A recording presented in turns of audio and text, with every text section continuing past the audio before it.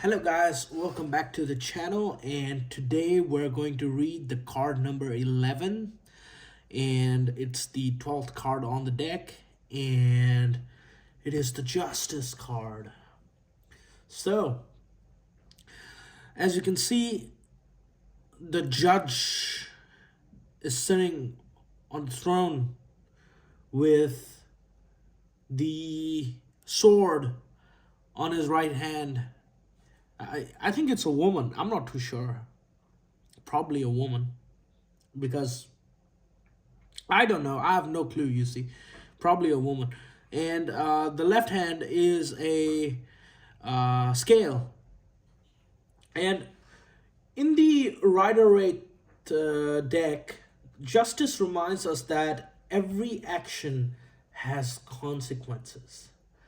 The scales held in her left hand represent balance, truth, impartial judgment.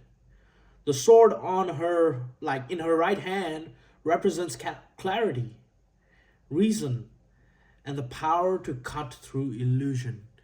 You see how important that is? It's actually a woman, I think so. Yeah, it is a woman. The Justice card asks us to look honestly at ourselves and our circumstances. Have our actions aligned with our values? Are we taking responsibility for our choices? Are we judging a situation fairly or allowing emotions and assumptions to cloud our vision? You see, the card is not about punishment, it is about accountability. It teaches us that the fairness begins within. The more honest we are to ourselves, the more balanced our lives become. You see, the justice appears often, if it appears in your reading, it often signals time to make decision with wisdom rather than impulse. And the truth is emerging, and the clarity is available to those who are willing to see it. You see, the message of justice in this card is simple, actually. It is to act with integrity, seek truth, trust that balance will ultimately prevail. Like, you need justice in your life. Like, if you have been done wrong by the outer world, it will be repaid back in any way, sort of form, in very positive manner. So sometimes in your life, like, if you take on the burdens and pain that you're not supposed to be taking, a lot of people say it's past karma, past life karma has done this to you currently. Actually, sometimes even in your good life, you might take a lot of pain so that it will balance out normally in the future. You see? So, what matters is that it's very important to analyze yourself in a nicer degree and stay positive within your sphere. And the justice is to balance out the karma so that if you have been done wrong, that means that you in future, any way, shape, or form, will be repaid in a greater degree, not in terms of only monetary value, but your situation in life or the support you get from anybody or anywhere else. And the position you will be in will definitely be at a higher karmic level if you choose to suffer now. So let's just give a direct example. If you work hard in the gym, the benefits will accumulate, even though it's painful and hard and it's not comfortable being working out so hard and so forth, but it's going to be much better. And this is where the celestial deck card comes in fact, that in this card, let's just say that now we lift our gaze from the earthly courtroom to the heavens above. You see? So let's go celestial now, in the sense that justice becomes a reflection of cosmic order. The stars move accordingly to precise laws. Planets will follow their courses. Seasons will arrive in their own appointed times. Nothing in the universe is random, you know? Justice here reminds us that we are a part of greater pattern. The consequences we experience are not always rewards or punishment. They are often lessons and opportunities of growth and invitations to align ourselves to natural order of life. You see? That's the whole thing. And what is the universe trying to teach me? You ask this card, and rather than focusing solely on right and wrong, celestial justice card invites us to understand cause and effect on a deeper level. Every thought, every action, every intention creates ripples that extend beyond what we know with immediate perception. You see?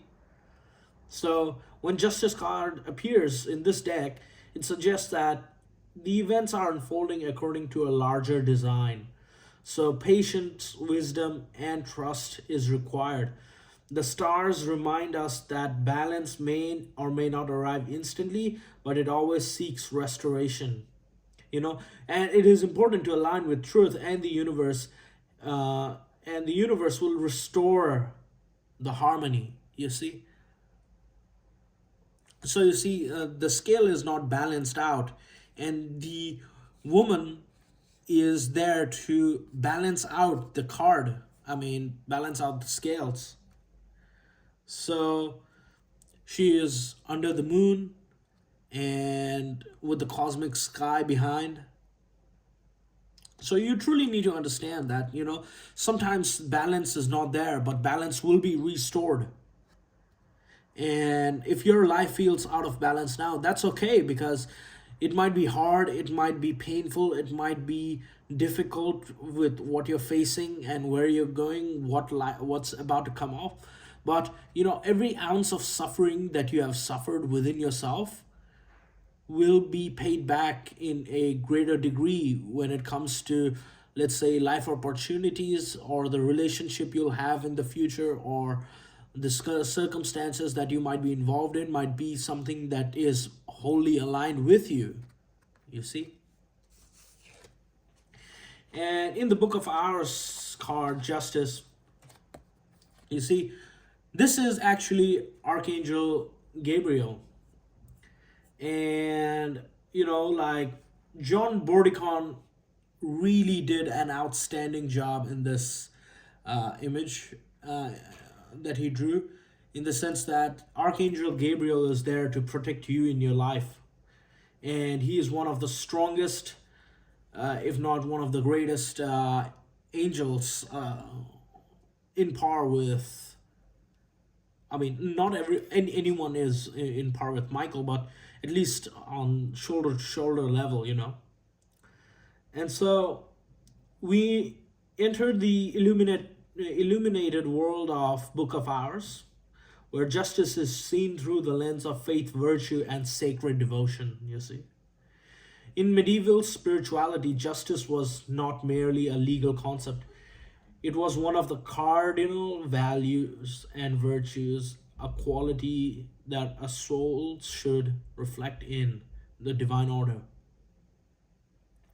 Surrounded by illuminated borders, sacred imagery, and artistry inspired by John Bordicon, justice becomes a spiritual teacher just by looking at this image of Archangel Gabriel. This card asks us not only to whether we have acted fairly towards other, but whether we have reimagined faithful to what is good, honorable, and true.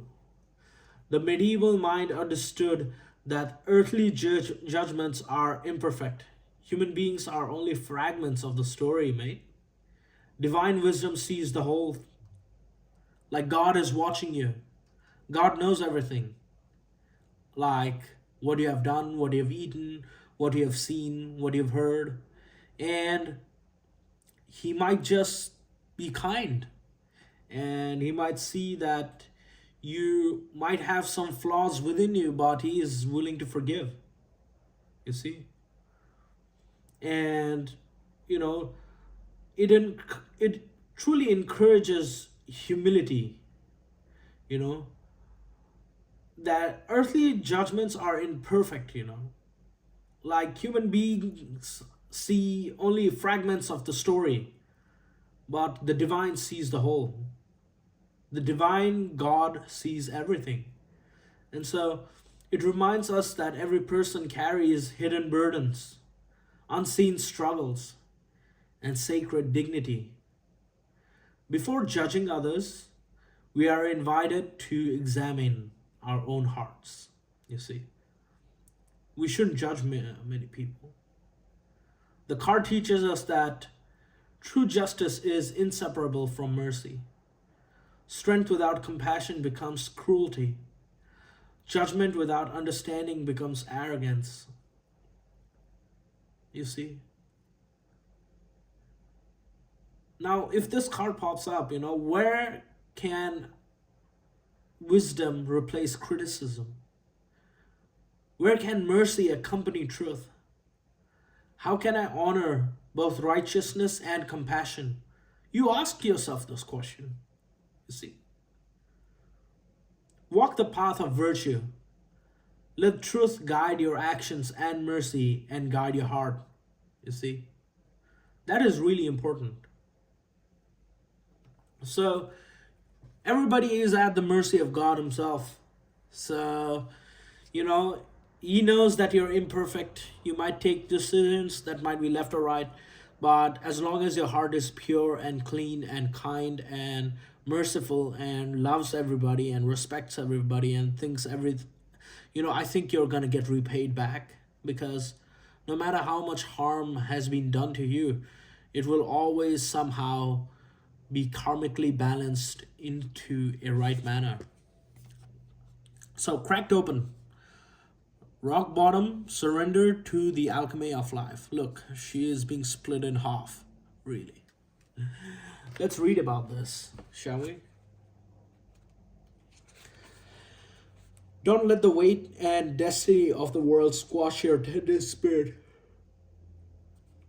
Instead, let it call even more of it home into your body at the center front of your life.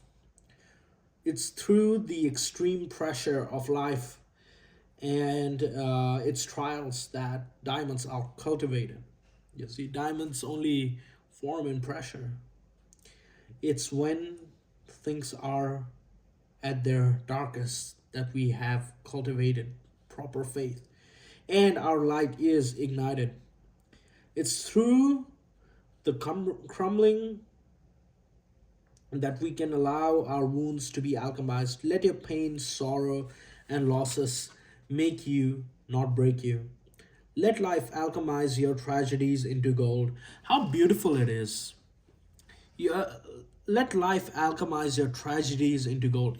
This is really important when it comes to justice, is because if your life has been a tragedy, uh, it will be a miraculous thing that it becomes something that turns into a diamond, or it's like finding gold in the deepest pits of sand. You see? Be open to being cracked open, wide open. It's the difficult times that help us grow in leaps and bounds and in ways we could only dream were possible.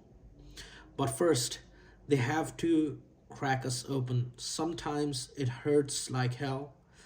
It's nature's way. Whether you let it happen or not, it's going to happen. So surrender to the process of how the light gets in. When your heart cracks open, a space is created for your soul to more fully enter. When your soul cracks open, a space is cleared for the grace of the Holy Spirit to enter. You see? When your soul cracks open, a space is created for the grace of Holy Spirit to enter. Let your trials, your sorrows, your pain, and your losses transform you into more and more of yourself. Stay open to the possibilities that your tragedies, your losses, your sorrows, and your hurt happen for you, not to you. How important that is. You need to stay open to the possibilities that your tragedies, your losses, your sorrows, and your hurt happen for you, not to you. You see? So you don't have to make it a part of your identity that it has happened to you. In fact, it could be happening for you into becoming a better person. Bless the thing that broke you down and cracked you open because the world needs you open. Surrender to the alchemy of life. So, a question: how can you let life crack you open? You see, this is the thing about justice in the sense that, you have to let life alchemize everything for all your past experience for you to move into a greater place, let's say. Uh, it will all make sense to you one day. Maybe this was all meant to be so that you can be in a better place, in a better position where you don't have to worry about anything. And let's just hope for that, all of us.